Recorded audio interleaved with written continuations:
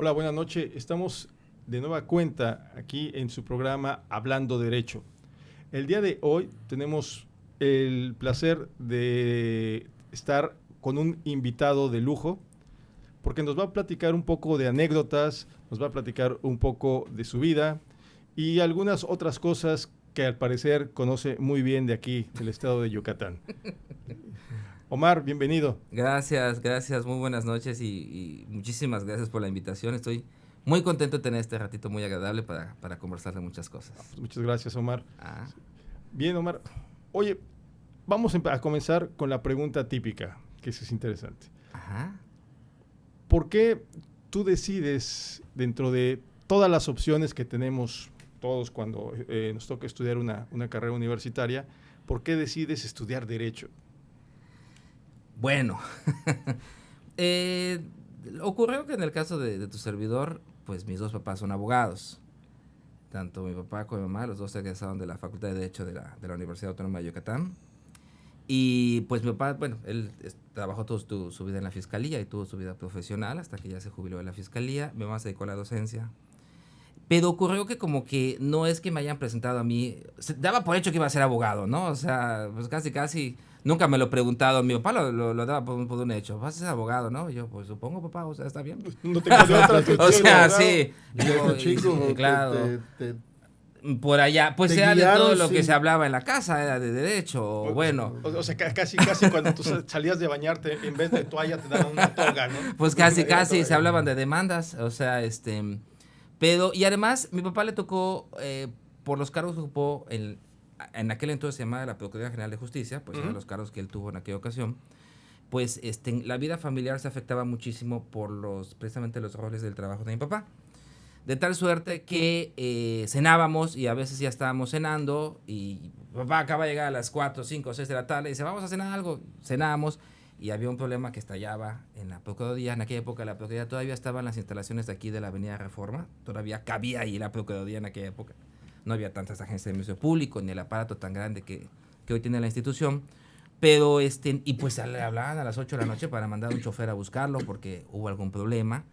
Y en aquella época mi viejo se ocupaba de una área muy delicada, bueno, hoy está la equivalencia, pero era el departamento de consignaciones. Y en aquella época, pues la entonces Procuraduría, bueno, a ver si no vienen las quejas, ¿verdad?, de la fiscalía, pero es otra época, no pasa nada. Estamos hablando de hace 20 años. Y pues ya saben que cuando ocurría el aseguramiento de un detenido, una puesta a disposición, pues era invariable el hecho de que de verdad se lo llevaban a consignar a un juez, en aquella época el juez de defensa social, ¿no? Y en las 48 horas, o sea, se lo llevaban. Así que mi viejo estaba a cargo de esa parte. Él estuvo involucrado en algunos asuntos pues muy importantes de aquella época. Yo recordaba que un día llegó mi papá con un montón de cajas, literal, o sea, cajas de copias y copias de documentos. Y estaba ahí revisando y poniendo en orden muchas cosas porque pues era uno de los homicidios más sonados que hubo en aquella época, que fue el caso de Floriliana, de la señorita Floriliana, y pues él estaba incluso tratando de que todo esté correcto, ¿no? Porque era su responsabilidad. Estoy hablando de hace ya muchísimos años, ¿no? Entonces, pues nuestra vida familiar se veía siempre afectada por el desempeño de mi papá. Mi mamá pues no tanto, mi mamá se dedicó a la docencia y pues ya daba clases, eso sí, de tiempo completo, y pues bueno, pues se dio por hecho que yo iba a ser abogado. Ahora, no me arrepiento de nada, estoy muy contento y disfruto muchísimo mi carrera, la he disfrutado mucho. No pasó con mis dos hermanitas, ellas sí las dejaron ser otra cosa, pero ser otra cosa. Ellas sí les dieron opción, dije, bueno. Pero yo no tengo problema. No, me he divertido muchísimo con la carrera. Estoy muy enamorado de mi profesión. Me ha permitido conocer muchas cosas que creo que quizás en otras profesiones, que todas son respetables, pero que no conoces, ¿no? Me ha permitido lo mismo sentarme pues en una casa ejidal, en una milpa, platicar con un ejidatario y escuchar mucho de cómo vive, que sentarme con algún pues servidor público o un político de cierta importancia y también escuchar cómo funcionan sus cosas, ¿no? Entonces eso me ha permitido entender que la vida, chíspales, el derecho es tan bonito, tan rico porque te permite entender que la vida de mucha gente es distinta, que tus problemas a veces yo en el despacho siento que quizás tengo muchos problemas y estoy ahogado en mis broncas, y cuando atiendo a los clientes y escucho sus problemas, y sus problemas son a veces desde luego muchísimo más delicados que los de un servidor, pues dices, chísvales, o sea, el derecho te permite entender eso. Que no Claro, te debes, poder ir equilibrando no y... te sesgues, Claro. exacto. O sea, Oye, Omar, ¿y en algún momento tú, con el cargo que tenía tu papá en ese entonces, o sea, tú pensaste en trabajar en la fiscalía o no? O sea, nada más elegiste el derecho. hace... O eso te lo prohibieron. No, ¿verdad? no, Eso te lo no, no. prohibieron. Te dijeron, Te "Ahí voy no a entras". contar que entramos a la facultad allá en la universidad. Primer año es en la mañana, segundo año es en la mañana todavía, si no me falla la memoria. Por ahí el segundo o tercer año ya te pasan a la tarde, al turno vespertino. Entonces en ese momento, pues obviamente yo me despertaba más tarde por las mañanas y veía pues algún programa de televisión en la mañana y me preparaba mi cereal con leche con toda la tranquilidad. Hasta que un día mi papá me dijo, oye, o sea, no manches, ¿qué te pasa? O sea, haz algo. Yo, ¿qué hago, viejo? O sea, pues a las 3 de la tarde empiezan las clases. ¿Qué quieres que haga ahorita? No. Entonces fue, pues habló con alguien, no sé con quién, y ¡pac! Me pusieron de meritorio. O sea que ahí se repite otra vez la imposición. Me invitó a estar un año de meritorio en el entonces, La Procuraduría. En la Procuraduría, en la Agencia de Ministerio Público. Estuvimos para allá desempeñándonos en una agencia que todavía funciona, que está en la Fidel Velázquez. Y estuve un año y pues entonces confirmé que no me gustó. No me gustó para ¿Por qué nada. no te gustó, Omar? Porque, chíspales, no me gustó porque realmente entendí que lamentablemente a nivel institucional no tienes una gran libertad de hacer las cosas. Claro. Tienes que hacer lo que se te dice en el sentido de orientar las cosas hacia el sentido que te dicen. Y bueno, sin detallar mucho más allá, pero no me latió, no me gustó. Se lo platiqué en su momento a mi papá, porque pues él creo que pensó que a lo mejor podía ser que yo me quede allá. Pero le dije, no, viejo, o sea, la neta, pues no es tanto mi rollo, le digo, pues porque las cosas llegan como... Ah, sí, a rajatabla. Y con cierta línea, entonces... Sí, claro. En fin, me divertí mucho, la pasé muy bien, hubo todo tipo de situaciones, desde las más... aprendí, porque para eso es ese momento de la vida, ¿no? Estás estudiando y un rato, y sin tratar de perjudicarle el asunto de nadie, pero pues con instrucción de los agentes de Ministerio Público a cargo, pues capturábamos denuncias, capturábamos declaraciones y demás. Algunas cosas, o sea, pues yo en mi inocencia de la época me daban risa, decía, o sea, ¿qué es esto? Es un chiste lo que está declarando el señor. Y me regañaban, ¿qué te pasa? No te puedes reír, o sea, en fin, ¿no? Es que, sí, claro. Si bien es cierto que aprendes en ese momento, pero también es cierto que tienes que aprender a callarte cuando tienes que callarte o hacer las cosas como te piden que se haga. Como te piden que se haga, entonces. Claro, pero cuando estás de meritorio, pues no ves más allá, no piensas. Es correcto. Cómo funciona, o sea, estás observando. Ya cuando tienes el cargo de servidor público, yo creo que las cosas ya cambian. Sí. No se vuelve más impositivo. Pues, porque ya conforme vas ya teniendo posiblemente un cargo, te van dando ya, más líneas. Sí, ya te van diciendo. Oye, ahora, bueno, yo te lo comento porque también a mí me tocó ser meritorio en una fiscalía. Claro, ahora puedo comprender que, por ejemplo, una persona que pudo, o sea, tener una vida profesional, institucional en una oficina como el Ministerio Público, pues es porque aprendió a tener líneas, a aceptar las líneas, a manejar las líneas. Yo pues, lo puedo entender. Y pues decidí que en ese momento no era lo que me gustaba para mi vida profesional, ¿no? Así es. Pero pues estuvimos un año, nos instruimos, y ya todo eso se fue a la basura, lamentablemente, porque luego vino la reforma y se fue al diablo. Bueno, no del todo, pues sigue habiendo mucha ya saben, semántica en el formato de las actas del Ministerio Público. Hubo cosas chuscas. Un día, pues, me atonté y me acerqué mucho a la celda de un detenido. Así me mandó, Omarcito, ve y le toma sus generales al señor. Ay, sí, claro que sí. Sí, ahí va. El señor me jaló de la camisa y ¡ay! Pues el policía ministerial a cargo se mató de risa y luego que se mató de risa le dijo, oye, suelta a este mono, o sea, no manches. Dale chance. Sí. No lo muerdas. Es el meritorio, ¿qué te pasa? Sí, ¿por qué no me avisaron que podían hacer eso, no? Pero bueno, son cosas ya que rápido, de hace ya 22 años, 21 años, 22 años que vivimos eso. Pues terminamos la universidad, la facultad y pues nos dedicamos más bien al litigio, que es lo que me ha apasionado muchísimo, porque eres libre, ¿ok? Porque tú tienes la libertad de llevar tu caso como mejor te parezca, de emprender la estrategia que mejor te parezca e inclusive de aceptar y rechazar los casos como mejor te parezca. Claro. Porque esto sí lo entendí muy bien, de que La ética profesional me decía, ¿vas a defender asesinos, violadores? No, no, no. La ética profesional del abogado no es juzgar el caso de tu cliente. La ética profesional es aceptar el caso de tu cliente y si decides o no.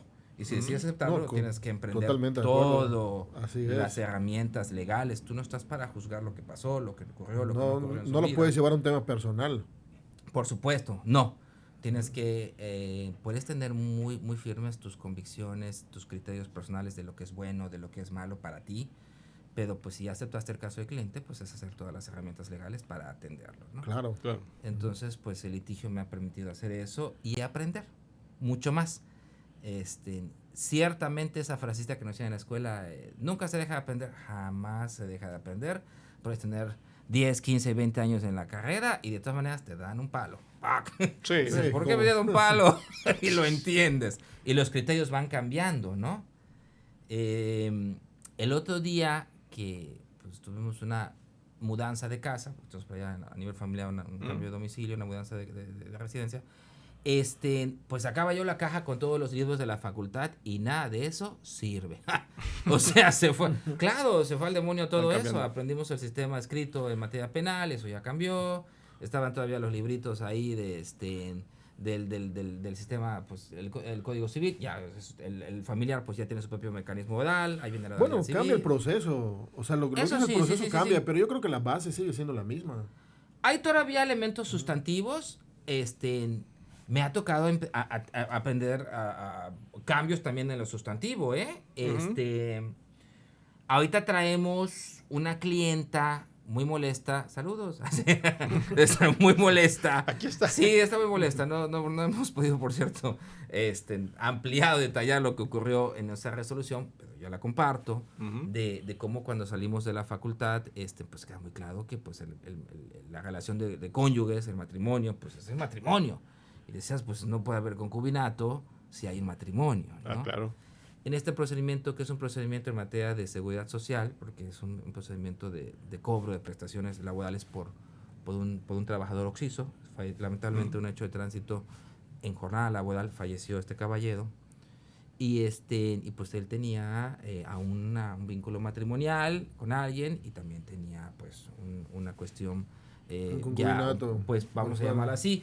Claro, todo esto pues nos dio la razón el área familiar y luego me fui al Tribunal Superior de Justicia, me confirmaron y me dijo, efectivamente, abogado, no hay concubinato porque hay un matrimonio vigente. Dije, qué padre. Luego me voy al procedimiento laboral y entonces ahí nos dieron bate. Me dijo, licenciado, aquí no funciona eso. Aquí sí se acredita que hay una dependencia económica, se me lo explicaron en mi resolución. Sí. Pues aunque haya un matrimonio, se reconocen los derechos también de la otra persona, así que dividieron pues las prestaciones, ¿no? Del señor, y aunque me fui a un tribunal colegiado para un amparote, pues el amparo también me dijo lo mismo. Y fíjense, tuvo oportunidad en estas modernas épocas de la vida el tribunal colegiado de enriquecer todavía la resolución con un montón de criterios nuevos de la corte, que pues ya el concubinato ya lo tiene. Ya no es lo que era antes. No, ya le quitaron los candados. Sí, así es. Pónganse abusados, chavos. O sea, claro, ya no se necesita el papelito, no, se necesitan 2 años de relación y nada más. Bueno, y de antes, ¿no? ¿Cómo te decían? Si no hay hijos, no hay bronca. Bueno, pues ya vi 2, 3 expedientes que sin hijos. Que sí hay bronca. Y hay bronca. Entonces, pónganse abusados, chavos, ¿no? Entonces, pero bueno, son cosas que van cambiando en el derecho, ¿no? Pero ¿cuál sería tu opinión en ese caso? ¿Habría razón de hacerlo o no? Sí, está bien. Pues mira, te voy a decir una cosa. El derecho es cambiante y nos lo explicaban desde la escuela. Pero a veces, sí es cierto, sí tengo algo que reprocharle a la carrera. El derecho deja de ser tan padre, tan bonito, cuando se politiza. Exactamente. Se involucra a la política. Siempre tiene que haber un derecho que se actualiza a las nuevas necesidades de la sociedad. Pero tampoco lo manches de porquería por cuestiones políticas, ¿me explico? A veces hay reformas que obedecen más a una tendencia política, claro. Ya sabes, oye, pues para que esté contenta cierta facción de la sociedad, les damos esto que quieren dentro del ámbito del derecho. Y pues eso tampoco me parece correcto, ¿me explico? Y ahí es donde surgen los mayores problemas luego. Por supuesto. Y cuando llega un punto, el derecho en el que no ve hacia dónde ir, es donde pues ya surge el problema mayor. Sí, Yo claro. Yo eso es lo que pienso, con base a la experiencia en muchos casos que se atienden. Pero si Muchísimos. tú tuvieras la oportunidad de legislar y determinar qué harías, qué dirías, qué cambios introducirías, qué cosas no harías. Yo creo que salvo cuestiones muy delicadas en la parte sustantiva, creo que nosotros merecemos que el sistema judicial mexicano tenga cambios en la parte adjetiva, en los procesos. Claro. Tú lees, no sé, un código procesal, el que tú quieras. Está bonito. Está precioso. Está bonito. No dices, manches. Es derechos. Y luego no entiendes cómo las estadísticas nos marcan, ¿verdad? Tenemos varias decenas Claro. de miles de personas en juicios que no han concluido, en procesos que no han tenido un criterio probatorio, en violaciones a sus Tan debidos sencillo, procesos. O sea, presunción de inocencia. Presunción de inocencia. Así es. Entonces, cuando quiere se aplica, cuando quiere no se aplica, ¿no? Claro. Entonces, Pero porque ya entra la política. porque entra la política. Exacto. Yo, sin politizar mucho el tema, pero pues ahorita sí veo, ¿no? O sea, sin pruebas, pobre, no vamos aquí a mandar a cierto personaje. Y yo me pongo a pensar en un montón de expedientes en la oficina y cómo me han solicitado, o sea, me han tenido audiencias de imputación, con carpetas de investigación, así, con la declaración de un chino, 2 chinos que hasta contradictorias, con datos de prueba insuficientes, vámonos. Una carpeta de investigación de 40 fojas. Y que de esas 40 fojas, 20 son 20 solicitudes. Oficios del fiscal para pedir cosas que nunca llegaron y cuando llegaron no dijeron absolutamente nada. No, sí. Y entonces hay que cambiar, hay que reforzar. ¿Cómo considerarías tú que se Yo puede creo cambiar? que hay que ponerle obligaciones también a la autoridad, ¿de acuerdo? ¿Cómo Por se lo ejemplo, ponemos? ¿qué pasa? A mí me encantaría, vamos a hablar, no lo sé, una materia, precisamente hablamos hace ratito de la seguridad social, en materia laboral, ¿no? Ustedes saben que hace años hubo una reforma y les quitaron las prestaciones de los salarios caídos, ¿no? Así es. Y los abogados, pues de antes, ¿no? Decían qué maravilloso, un salario caído por todo el tiempo que dura el juicio, pues era una chulada. Entonces, sí está bien. Y luego dicen, no, ya no hay salarios caídos. Fíjate, con esa reforma, ahora pues te lo topamos a cierto tiempo. A un límite. A un límite. Que también es una decisión política realmente. Claro, para que entonces, sí, porque esa parte me quedó muy claro, yo recuerdo el momento de esa reforma y era para que los empresarios digan, bueno, o sea, no estamos tan acuchillados con laudos, los laudos de la Junta de Conciliación, Así es. con salarios caídos tremendamente fuertísimos. Yo dije, ok, qué padre. Le faltó un cacho a la reforma. Le debiste poner también a la autoridad un tiempo para resolver tu expediente. Claro. Claro. O sea, oye, me lo tienes que resolver. Solo tienes un año de salarios caídos.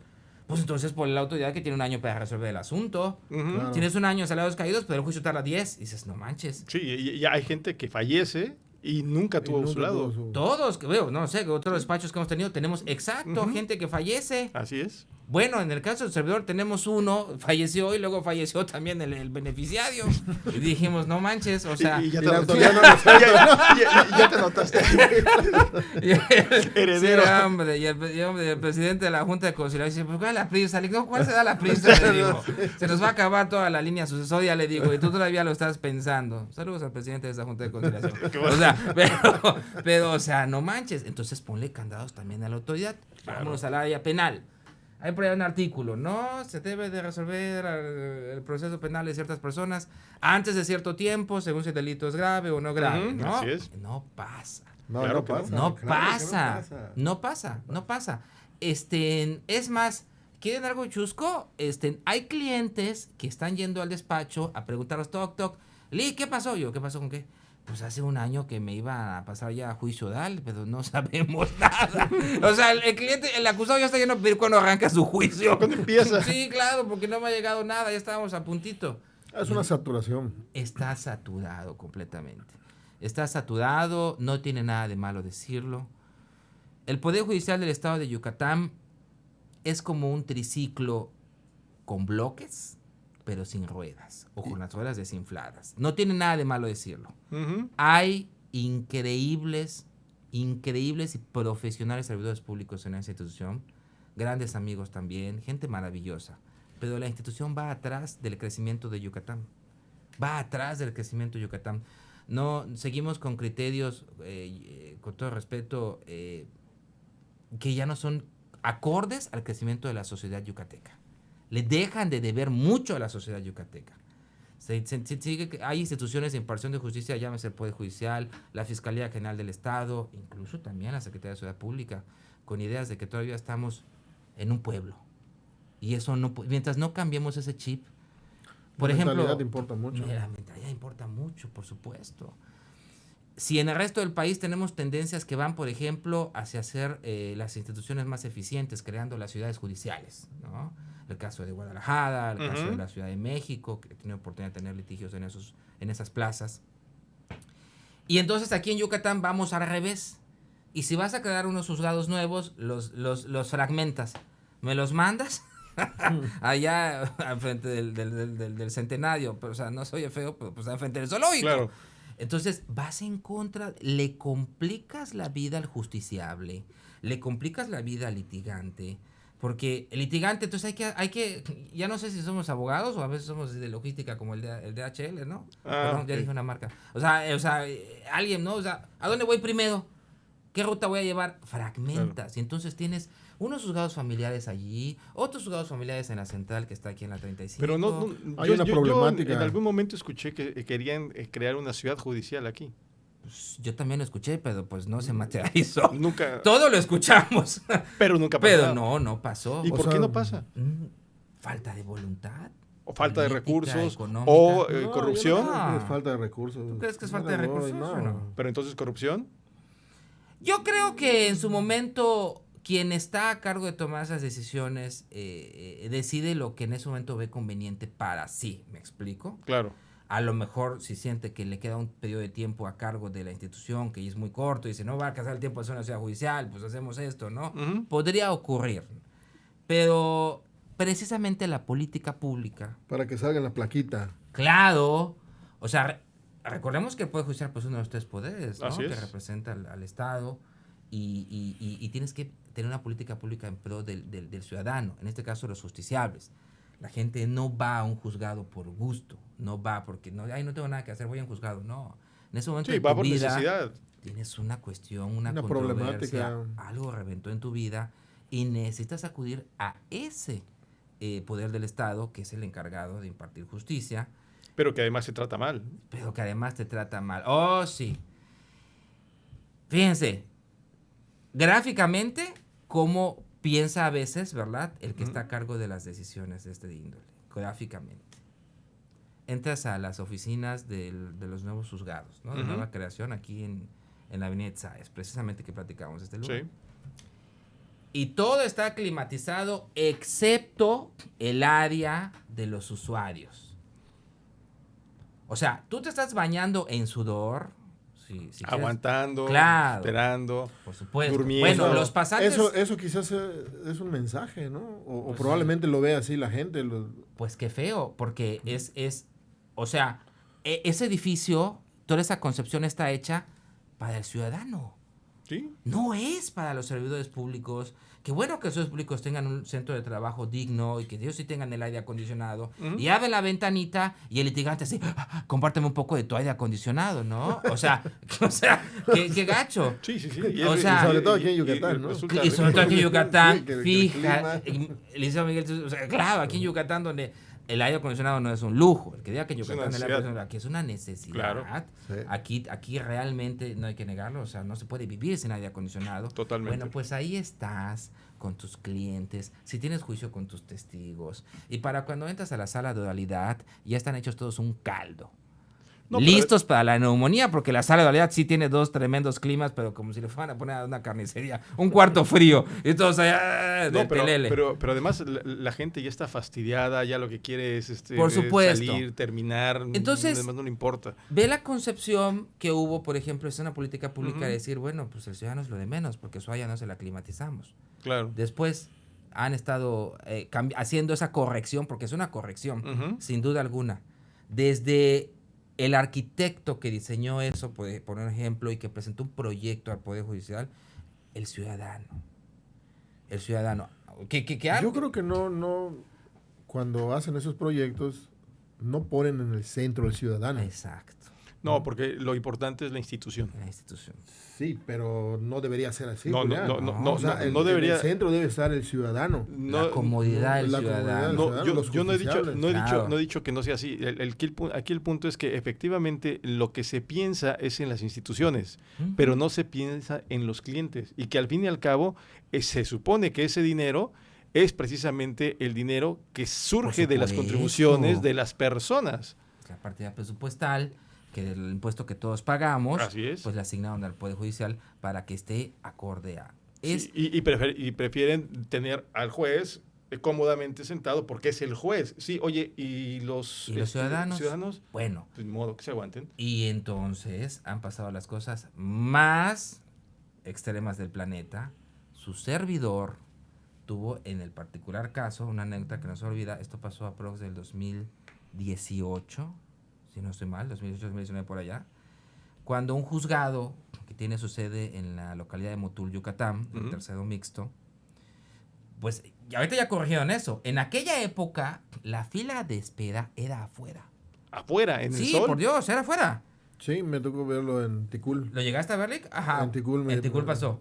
pasó. Bueno, después pusieron un por allá. toldito nada más para que... En Motul no sé si pusieron, en Motul pusieron un acrílico. Bueno, dos cosas pasaron increíbles. En alguna ocasión fue el tema de una asesorada. Ajá. Y la señora que la recuerdo bien, era pues una persona del interior del estado, de un municipio muy cercano, que era Cacalchem, pues se desmayó en la fila. O sea, la señora se hiperventiló, se sintió mal y se desplomó porque dijo, o sea, 42 grados a mediados de año haciendo fila. Ella estaba haciendo la fila para que pueda acceder a que le entreguen, pues ya habían remitido la pensión alimenticia de su esposo, demanados por pensión alimenticia. Ajá. ¿Qué necesidad de pasar esas circunstancias? En ese mismo juzgado, en otra ocasión, por cierto, veíamos así, estás en la fila de esperar tu expediente y con el ojo de un lado veías el incendio que estaba de la maleza. Te dije, pasante. Sí. Oye, Carlitos, échate por el extintor del carro para que si esa cosa llega acá y... Sí pasa. Sí, claro, que cierto, ya le echamos el extintor. O sea, ¿qué necesidad? Eso es lo que ha pasado. Ya lo corrigieron, por cierto, ya lo corrigieron y todos a los litigantes que no les tocó esta anécdota de hace algunos años, ahorita ¡bam! Y pues gracias a todos los santos ya estás adentro del juzgado, al menos ahí en espacio, pero vas viendo cómo en la concepción no fue en pro del ciudadano y cómo también se va viviendo que la institución va atrás, ¿no? Sí. Corrijo esto.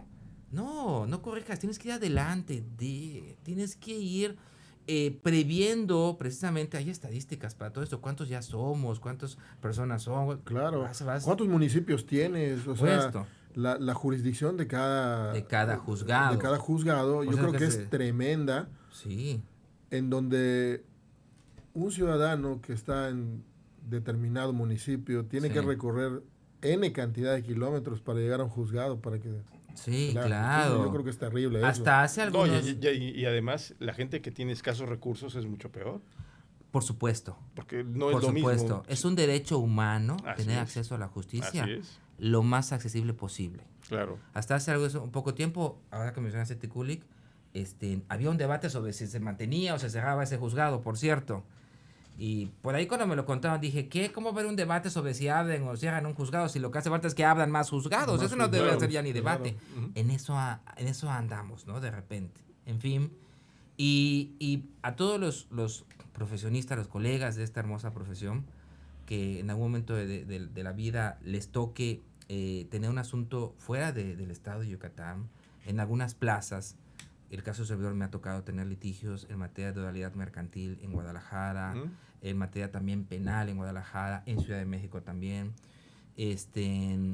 laboral también en Monterrey. Y entonces ves que las cosas no son iguales.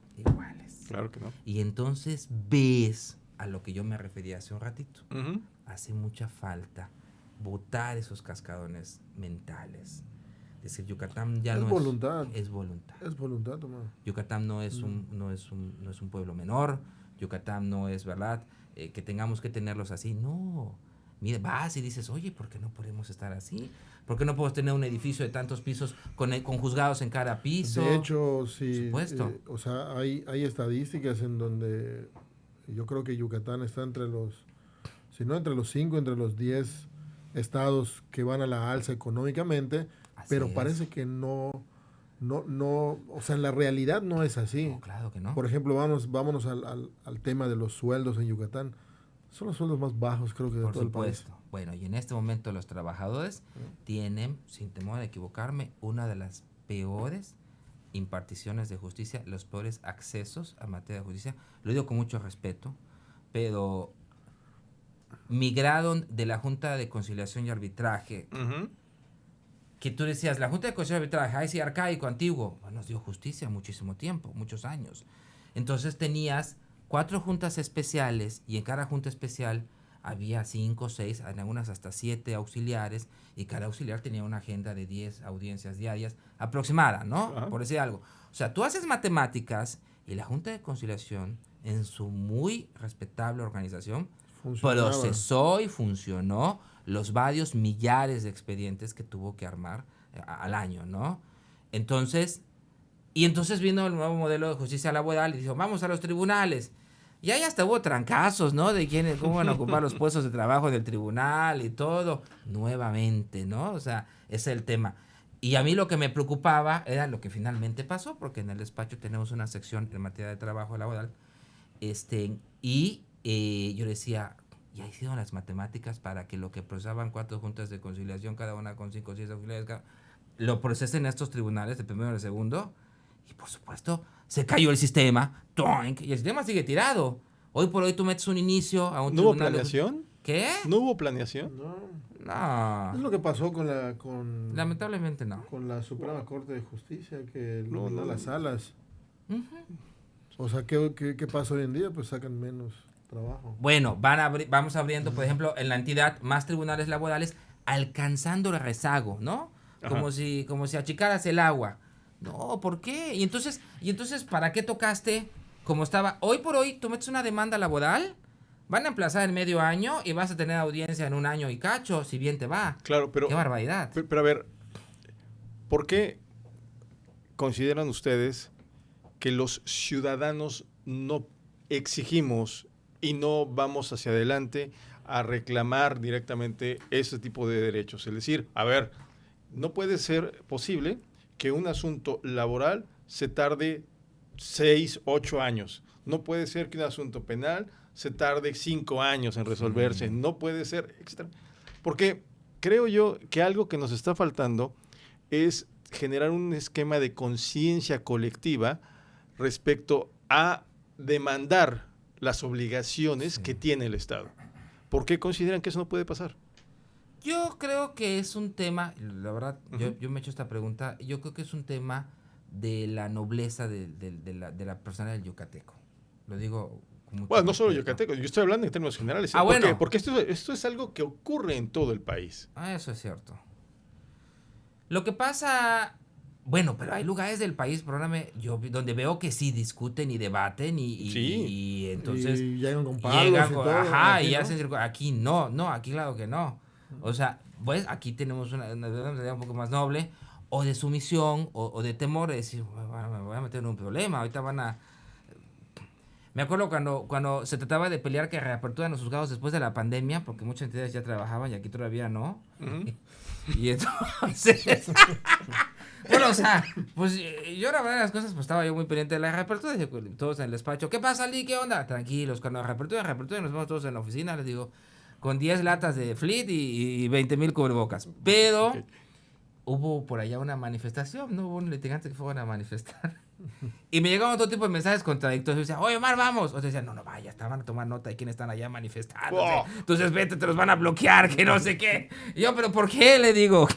Y si me pongo un cubrebocas y unas gafas, quizás no vean quién soy. Ajá, o sea, pero, ¿ves? Es el temor, ¿no? De que te señalen, te tachen, que en te pongan en la lista pasa, negra. Omar. O sea, en la realidad sucede, a los litigantes nos sucede. O sea, peleas tus derechos conforme marca la ley y no te ven bien en los juzgados luego. No, pero a ver, No, pero es que si Te no... estigmatizan. Es el conflictivo. Él es el te dicen. conflictivo, o sea, no. El problemático. Es más, Sí, bloquéalo más. pero si no se hace algo, entonces esto continúa, y como la demanda sigue creciendo, entonces, ¿qué ocurre? Pues que simple y Claro. sencillamente las cosas no No funcionan. mejoran. ¿No? No mejoran.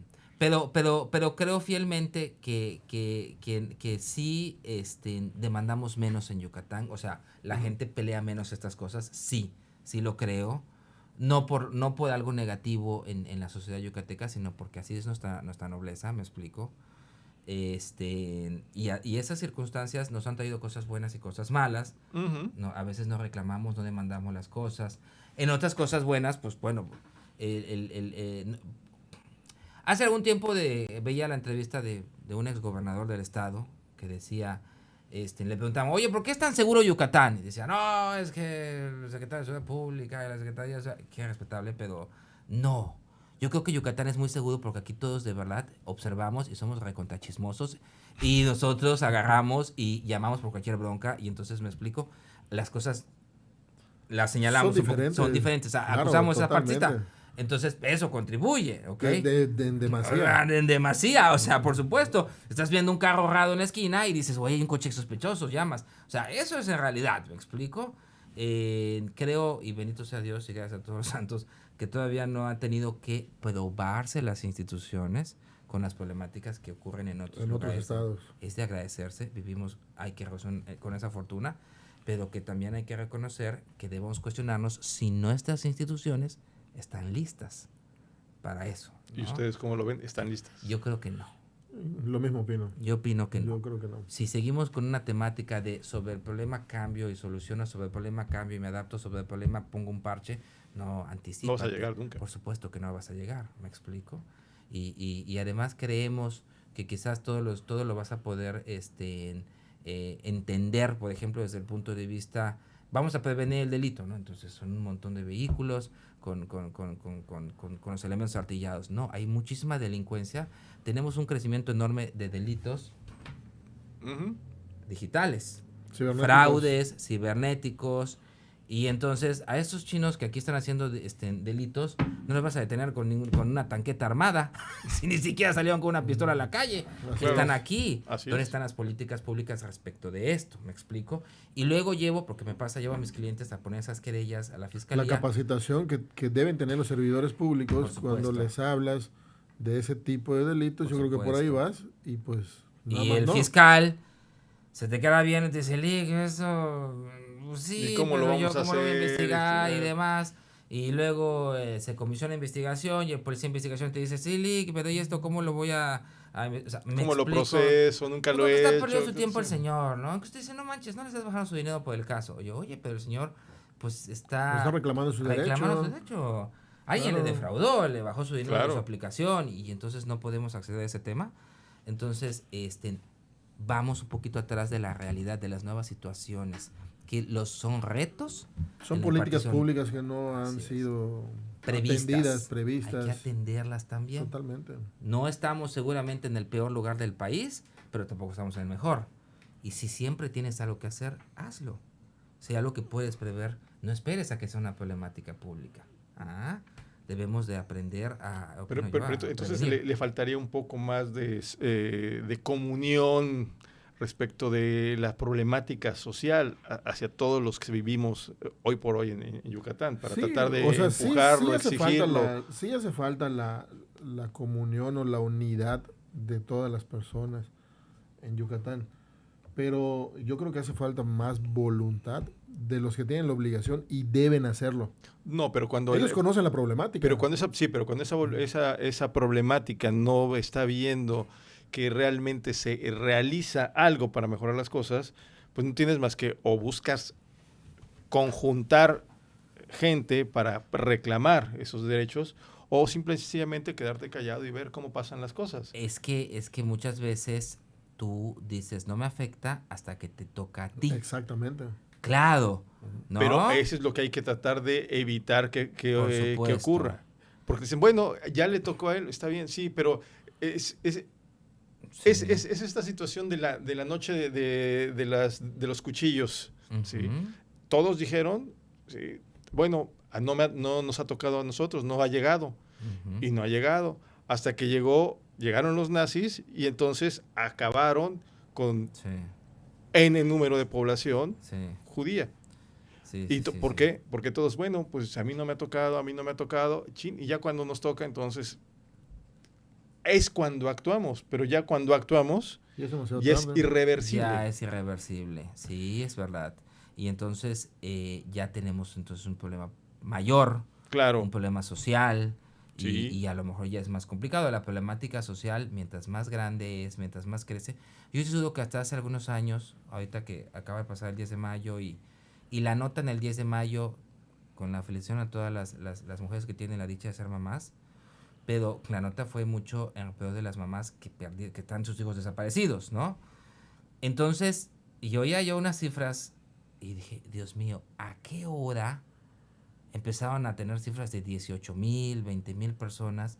Entonces, es algo que empezó pequeño, en algún momento supongo hace años, no lo sé, pero que nunca le habíamos prestado atención y a lo mejor no le prestamos atención hasta que quizás un día, o sea, Dios no quiera, pues uno de tus cercanos desaparezca. así es. No debe haber frustración más grande, me imagino yo, y tristeza, que no saber dónde está.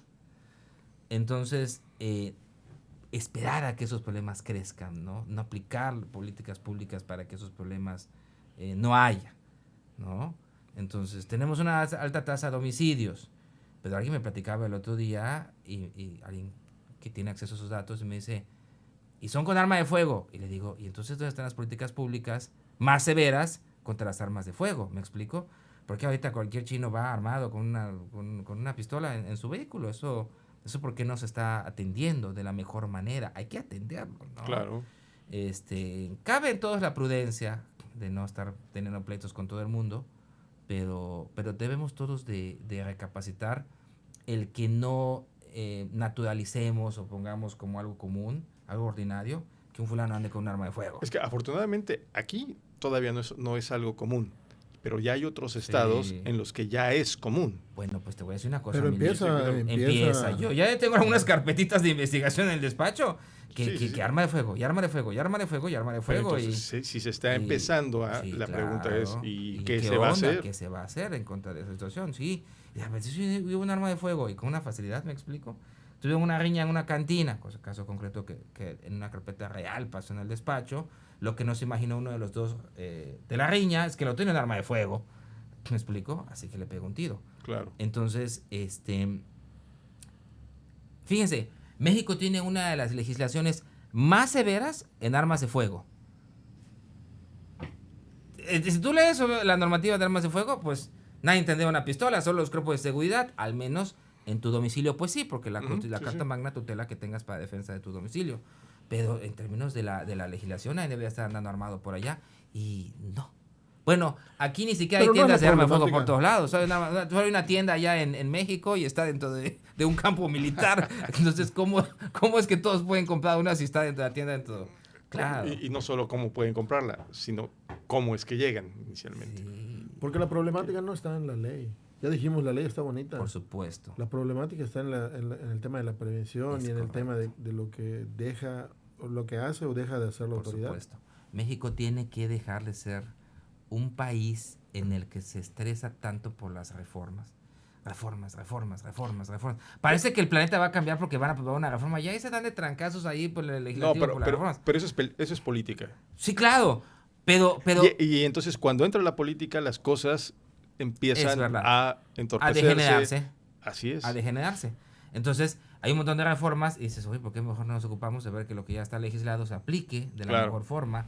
Si tú lees, como dice el licenciado Miguel, la ley está maravillosa. Pero es que tenemos que olvidarnos como ciudadanos el estar esperando que las cosas vayan llegando. Es correcto. Tenemos que ir forzando a que las cosas vayan pasando. Por supuesto. Y eso yo creo que hay que buscar la manera de moverlo. Eso es lo que va a pasar. Claro. Nos está ya llegando el tiempo para cerrar, desafortunadamente. Pero yo creo que valdría mucho la pena volver a tener otra conversación contigo, Omar, en algún otro momento. Claro en que otro sí. momento. Muy nutrida la plática. Pues hay Omar. mucho de qué platicar, ¿no? Hay mucho que Demasiado, decir. sobre todo en esta profesión. Yo decía, exacto, que en esta profesión, no es que los abogados sean chismosos, eso es lo que te enteras de muchas cosas. Y vives muchas cosas. Bueno, también la personalidad tiene que ver. Pero no, estoy muy agradecido por la invitación. No, al contrario, Me muchas pasé muy gracias. bien en esta charla. Muy agradecido. Precisamente es una muy bonita manera de culminar un día, por cierto, estresante de trabajo, que tuvimos un día muy exigente, pero hoy lo estamos culminando con una muy buena charla y pues atento a cualquier otra invitación y aquí estaré para lo que indique. Habrá que hacerlo más seguido. Todavía nuestra pretensión es tratar de invitar a todos los compañeros del grupo, tratarlos de invitar para que estén por aquí un día. Claro. Y después ya haremos algún tipo de evento, a ver qué se nos ocurre. Por supuesto, con mucho Muchísimas gusto. gracias, Omar. A la orden. Gracias, Omar. Gracias, saludos a todos. Bueno. Muchas gracias, Miguel. Gracias, Julián. Bueno, ahí estamos. Buenas noches. Bueno.